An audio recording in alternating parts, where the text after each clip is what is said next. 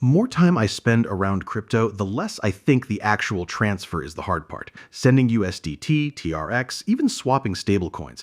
That's usually just a few clicks. Wallet confirms, balance updates, everything looks perfectly fine. But that's only what happens on blockchain. What happens after that can be a completely different story. Once funds reach exchange, they're no longer just another deposit. Their transaction history becomes part of a valuation. And today, a lot of that process is handled automatically. Those systems don't really understand intent. They recognize patterns. How directly assets moved, how closely addresses are connected, how easy transaction graph is to reconstruct. And sometimes perfectly legitimate transfers can receive additional scrutiny simply because they fit a pattern that automated model considers worth reviewing. That's why I became interested in platforms built around transaction privacy instead of just transaction speed. The idea isn't to change blockchain, it isn't to hide transfers. Everything still happens on-chain exactly the way it should. What changes is how much obvious linkage gets created during execution. Instead of broadcasting one simple wallet-to-wallet relationship, it structures the transfer to improve unlinkability between the origin and destination. And that's a much bigger difference than it sounds.